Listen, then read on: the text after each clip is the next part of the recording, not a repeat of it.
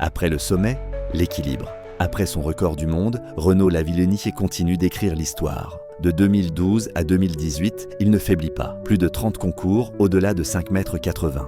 Un niveau de régularité que peu, très peu, dans l'histoire peuvent revendiquer. Il domine, il inspire, il tient. Mais rien n'est jamais simple, rien n'est jamais acquis. Rio, 2016. Les Jeux Olympiques, encore. La pression, encore. Et cette fois, un adversaire inattendu se dresse face à lui. Thiago Braz da Silva. Le Brésilien est porté par tout un pays, par un stade en fusion. Et il réussit un saut exceptionnel.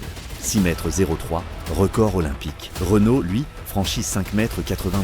Un nouveau record olympique pour la France. Mais cette fois, ce n'est pas l'or, c'est l'argent. Et c'est dur, très dur. Mais Lavillenie ne baisse pas les bras. Il encaisse, il analyse, il repart. Les années suivantes sont marquées par les blessures, les tendinites, le genou, la douleur, mais aussi par l'arrivée d'une nouvelle ère. Un jeune prodige suédois, au sourire timide et au talent insolent, entre en scène.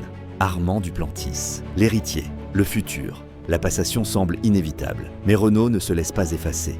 Il s'accroche, il s'entraîne, toujours avec la même rage, la même envie, et pour tenir, il a son échappatoire. Les motos, les balades, le ronron du moteur, les heures passées à bricoler dans son garage, des moments loin des projecteurs, des moments pour lui, pour respirer. Ce n'est plus seulement un athlète, c'est un homme qui a appris à composer avec la douleur, avec la pression, avec le temps qui passe, et qui malgré tout choisit encore et toujours de sauter.